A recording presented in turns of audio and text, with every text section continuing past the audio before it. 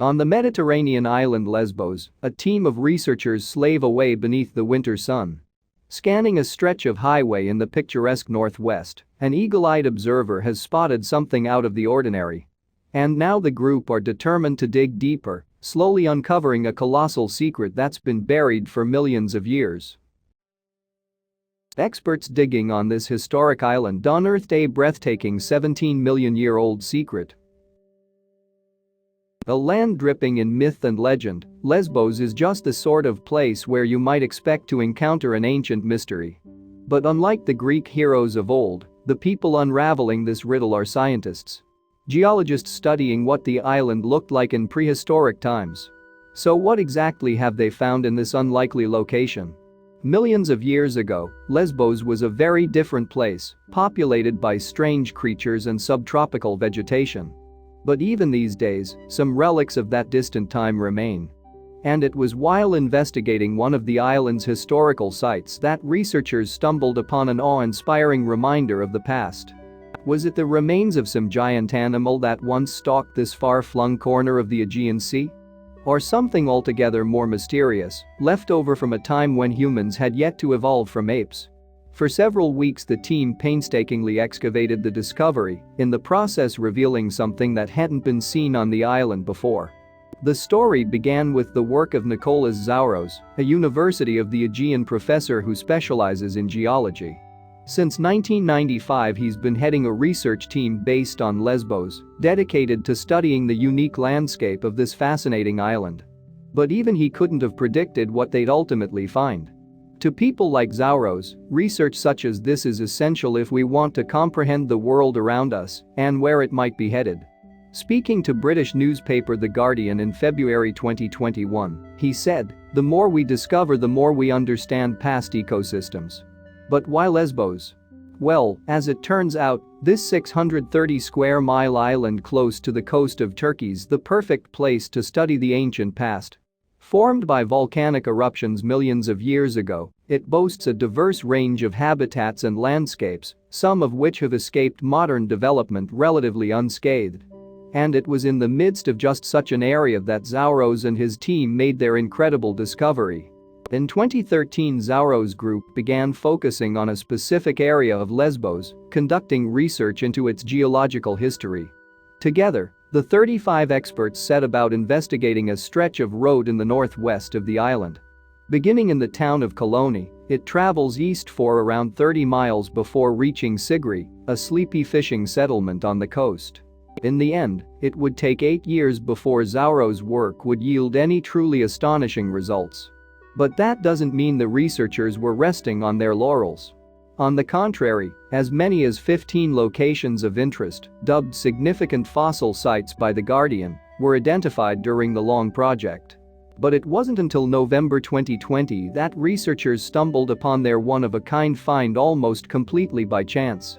According to Zauros, workers were preparing to lay asphalt on a stretch of road, which would have put a halt to excavations there for good. Before they could, though, a team member spotted something sticking out of the earth. The road work stopped, we started excavating, and quite quickly realized we had chanced on an incredible find, Zauros told The Guardian.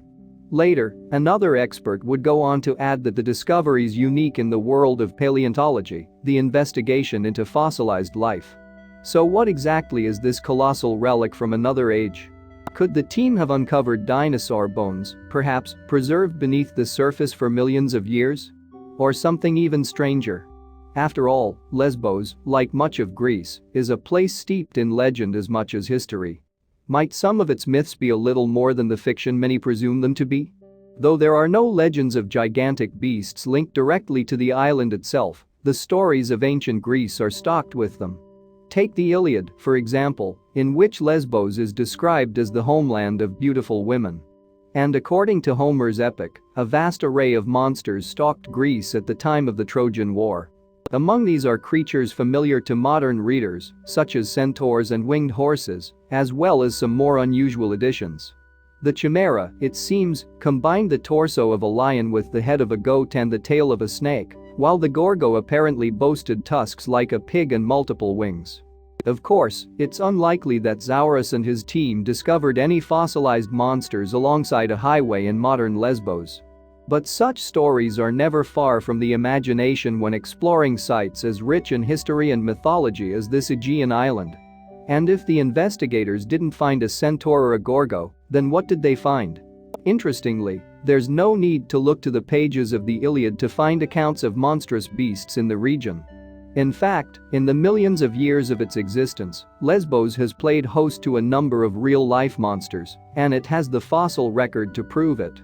In recent times, scientists have found the bones of mastodons on the island, huge, elephant-like creatures that grew up to 10 feet in height.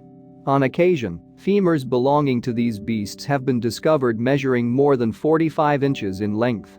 One of these, then, would surely be enough to convince most casual observers that a monster had been found? Or perhaps Zauros and his team stumbled upon the fossilized remains of a giant tortoise, the likes of which inhabited Lesbos thousands of years ago. Said to have been as large as an automobile, these beasts once shared the landscape with all manner of strange prehistoric creatures. But none of them were quite as incredible as the giant life form that the researchers retrieved during their excavations. On that November day when the find was first revealed, though, it mightn't have seemed like much at first. After all, the technician had simply spotted a small, fossilized object poking out of the ground. The team then spent weeks painstakingly excavating the site, and eventually the incredible truth was revealed. In a find that experts have called unprecedented, the team quickly realized that the fossilized branch they'd first spotted was connected to a giant tree, some 63 feet in length. But the vast size of this ancient life form wasn't the only extraordinary thing about it. According to reports, the fossil was also remarkably unscathed, with even its leaves and roots still visible. This is a unique situation worldwide in the history of paleobotany, Zauros told UK newspaper The Independent in February 2021. According to experts, the organism could be as many as 20 million years old. This is, though, far from the first time that the team have discovered ancient greenery on Lesbos. In fact, Zauros' work is conducted on behalf of the Museum of Natural History of the Petrified Forest of Lesbos.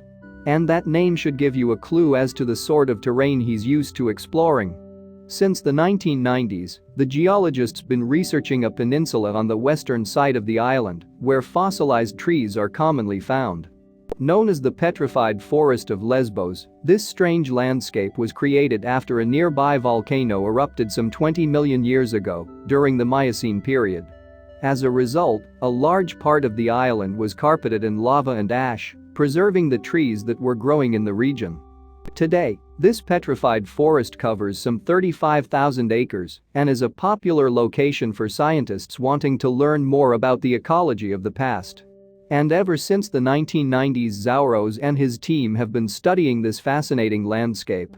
But this is the first time that such a complete fossilized tree's been discovered.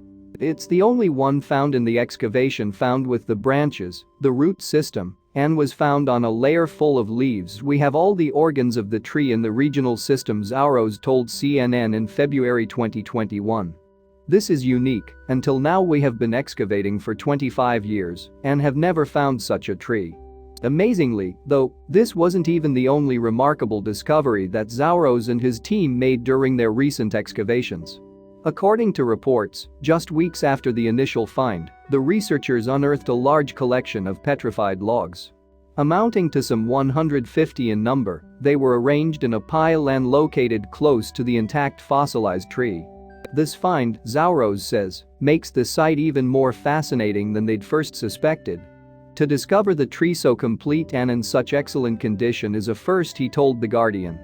To then discover a treasure trove of so many petrified trunks in a single pit was, well, unbelievable. Also speaking to The Guardian, Artur Abreu, a Portuguese scientist, agreed.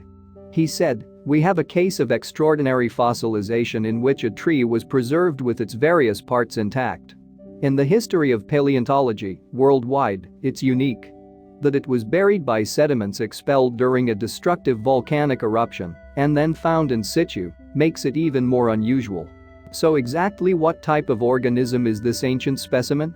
According to CNN, Lesbos' petrified forest was once populated by fruit trees, palms, oaks, cinnamons, pines and sequoias. But at the moment, experts are yet to determine the precise identity of this 20-million-year-old fossil. Unusually, though, they should be able to find out. When we find plant fossil remains, normally it is not easy to be able to attribute the remains of roots, trunks, branches, leaves, or even fruits to the tree to which they belonged, Zauros told The Independent. In order to get to the bottom of the mystery, the team will continue to study the artifact in the hope of eventually identifying its exact nature. For the time being, though, the tree's been moved to a new position some 100 feet from its original location. There, members of the public can see it in all its glory, protected by a shelter designed to shield it from the elements. In time, though, Zauros hopes that the fossil will come to be the centerpiece of a museum dedicated to Lesbos' unique geology. In fact, experts hope that studying trees such as this one will give them valuable insights into a rapidly changing world. As climate change continues to wreak havoc across the globe, the value of comprehending our planet's fragile ecosystems is greater than ever before. And according to the Sustainable Earth Institute's Ian Stewart, Lesbos' petrified forest's a great place to start. It's a world-class place to look at the type of environment that existed 20 million years ago, Stewart told The Guardian. Finds like these are a window into a particular past, a greenhouse, hothouse world that existed back then. They might be an indication of what is coming if we don't get our act together in tackling the climate change emergency. Though there are a number of petrified forests around the world, the one located on Lesbos is unique, making it invaluable to scientific research. Speaking to CNN, University College London's chronist Sadakis explained, it is exceptional because several trees are found in their original position, with their root systems intact. This provides a rare glimpse of a Miocene forest in terms of its size and density. Researchers have already been able to determine that some 50% of the flora species that once existed on Lesbos are now extinct. Speaking to CNN, Zauros explained, they could not survive climate change. This is important information we can use to explain to visitors that climate change has serious consequences to the species living here, to the modern ecosystems. The hope, then, is that finds such as this giant fossilized tree will help to create a narrative that educates us about climate change before it's too late. And it won't be the first time that Lesbos' petrified forests taken on the role of teacher. According to Tsadakis, it may have also helped to inspire the scientific revelations of Aristotle. According to historical records, the Greek philosopher lived on Lesbos for a couple of years after being invited there by one of his students, Theophrastus. Speaking to The Guardian, Tsadakis said, I often like to think that Aristotle, who established the foundation of scientific inquiry while on Lesbos, must have seen the petrified trees. If that was the case, might the fossils and their similarities to the trees still living on Lesbos have influenced Aristotle's thoughts surrounding species? Though we may never know the truth, Tsadakis likes to think that there's a connection. He added, having grown up in nearby Eressos, Theophrastus would have surely known about the forest and have taken the great man to see it. Have the fossilized trees of Lesbos, then, been inspiring thinkers for centuries? If that is the case, they're not the only ones to have done so. Thousands of miles away in West Wales, another petrified forest's been generating speculation since at least the 13th century. Initially, chroniclers believed that the mysterious stumps were left behind when a stricken kingdom sank beneath the water. Now, though, scientists are looking to Wales' petrified forest to learn more about climate change, much like Zauros and his team. And in both Lesbos and the UK, the message is clear. Our planet's changing fast. Will the secrets of these ancient trees help us to navigate the uncertain future that's ahead of us? Hopefully, the answer is yes. And an unassuming fossil can not only provide the key to unlocking past mysteries, but it can also potentially give us clues about where we're heading. Not all the news is good, mind you. When a team of researchers used lasers to analyze an ancient shell, their discovery sent shockwaves throughout the scientific community. The experts behind the study were from Vrije Universiteit Brussels and Utrecht University, and they published their results in February 2020 in the American Geophysical Union (AGU) journal. Their findings not only reveal a mind-blowing secret about our planet, but they may also help to provide new information about the moon. What's more, these discoveries have all been made through close analysis of a long-extinct relative of the modern-day clam. The mollusk that the team studied dates back to around 70 million years ago, shortly before the dinosaurs were wiped out. It's part of the Toriites sanchezi species, which belongs to a now-defunct group called rudist clams. These organisms are notable because they built up their shells in daily growth layers, a trait that proved particularly useful for the research team. According to the AGU, T. sanchezi mollusks resembled tall pint glasses with lids shaped like bear claw pastries. They consisted of a pair of shells or valves. And these were connected by a hinge which was akin to an asymmetrical clam. Apparently, they were most commonly found in water warmer than our oceans today and grew in thick reefs. The mollusk analyzed in this study originated from a shallow seabed where it lived for more than 9 years. The once tropical area is now totally dry and sits within the mountains of modern-day Oman.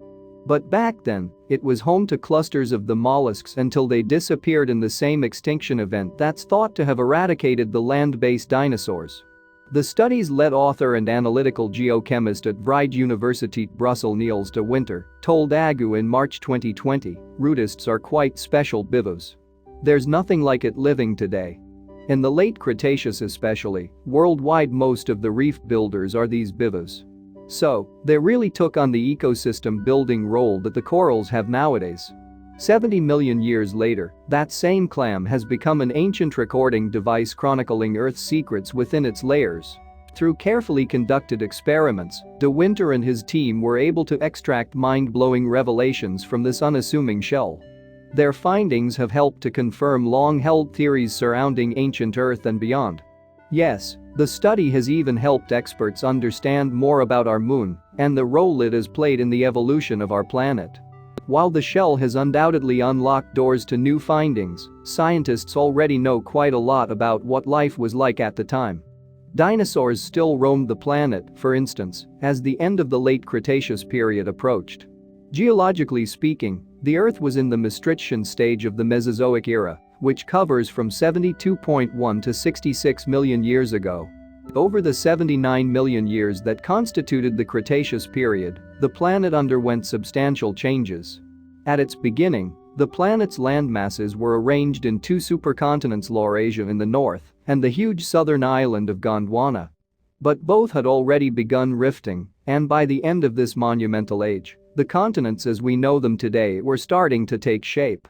North America continued to drift away from what is now Europe in a shift that had begun during the earlier Jurassic period. And this, of course, further widened the span of the Atlantic Ocean. India was still planted next to Madagascar, but it was now adrift and beginning to move northward. Australia, on the other hand, was still connected to Antarctica, moving away from Africa and beyond the South Pole. The climate cooled considerably over the Cretaceous period, but it was still much warmer than today. Instead of ice sheets, forests covered the poles, and it allowed dinosaurs to wander Antarctica. However, as the planet cooled, these and other non-equatorial forests became more temperate. This effect was experienced across the Earth, bringing seasonal weather to the northern and southern hemispheres. The aforementioned climatic changes ultimately gave way to the emergence of grass, deciduous forests and flowering plants. The latter proved particularly important, with their rapid growth providing a food source for many animals. The proliferation of plants was also aided by a rash of insects, including beetles, ants, wasps and bees.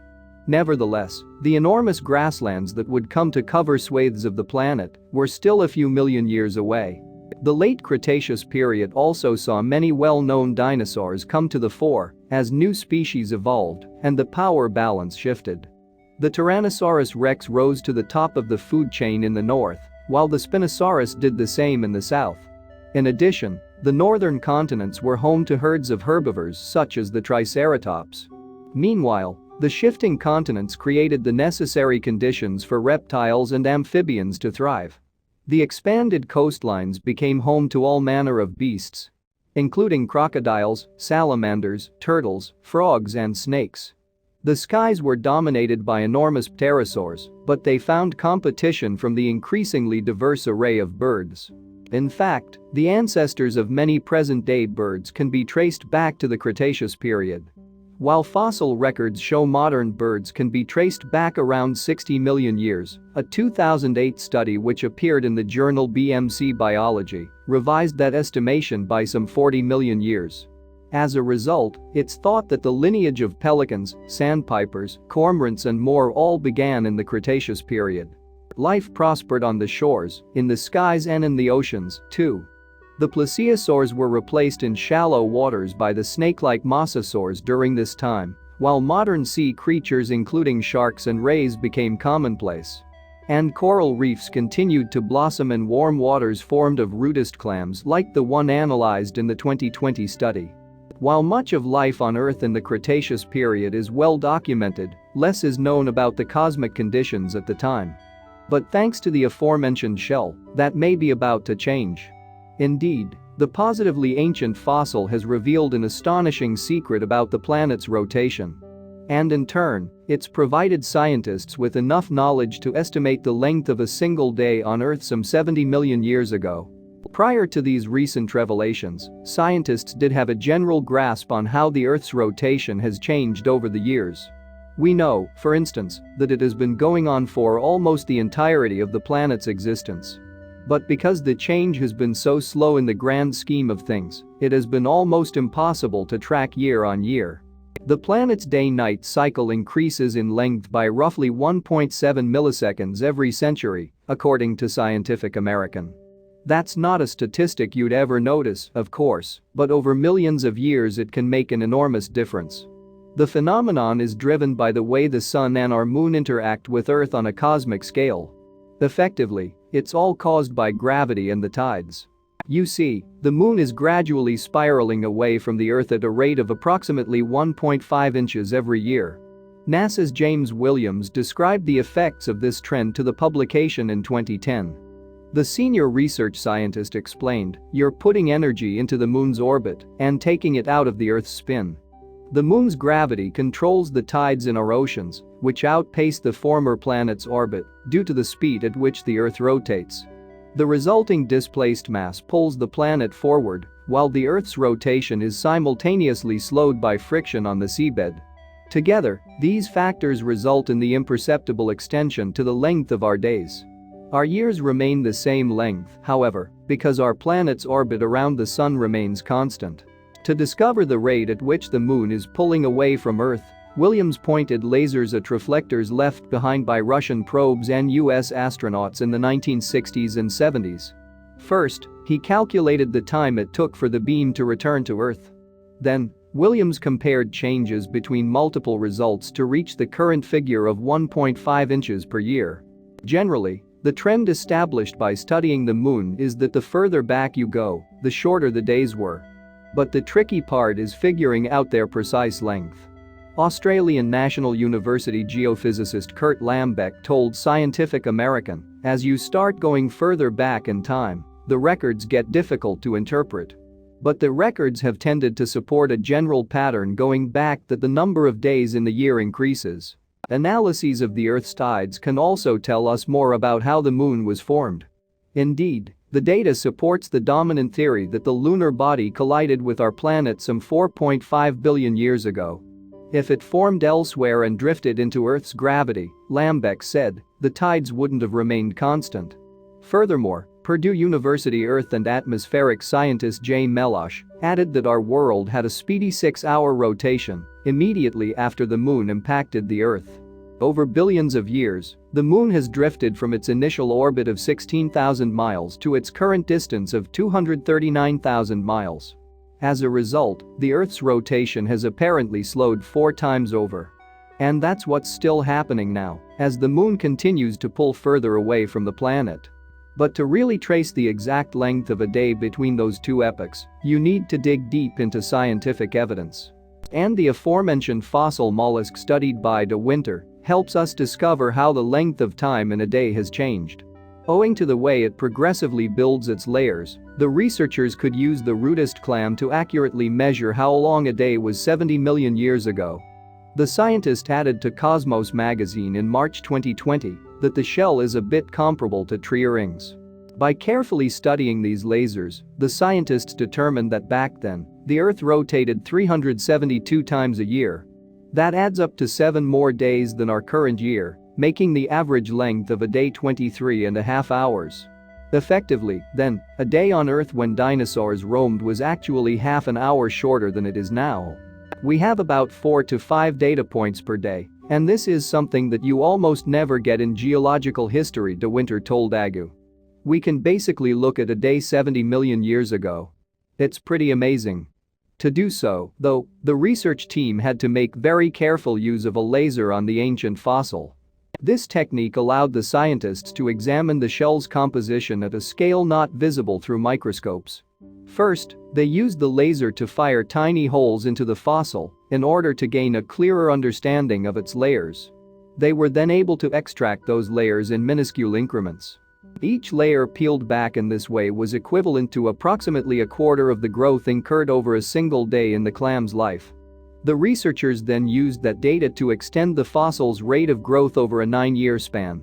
From there, they could accurately determine the length of a day at the time the shell was in its prime. This allows us to measure how the composition of the shell changed over short time periods and learn about very rapid changes in the shell's environment, De Winter told Cosmos magazine.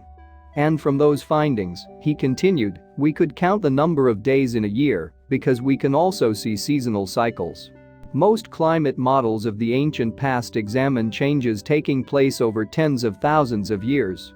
However, this mollusk has allowed researchers to drill down into changes occurring over the lifetime of a previously living organism. Indeed, as well as the length of a day, the shell has also been able to accurately reveal climate conditions 70 million years ago. For instance, analysis of the clam has shown that temperatures of the oceans in the late Cretaceous period were actually warmer than previous estimates.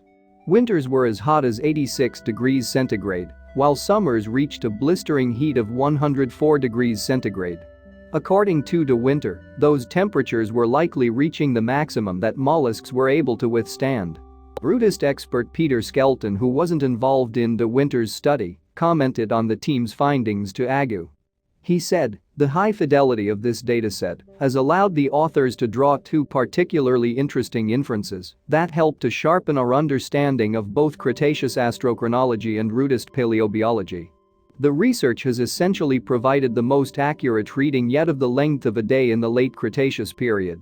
What's more, it has also helped to fill in some of the blanks concerning the moon's rotation and influence on Earth. That's because while the lunar planet recession rate currently stands at around 1.5 inches per year, the experts believe that it's impossible for that to have always been the case.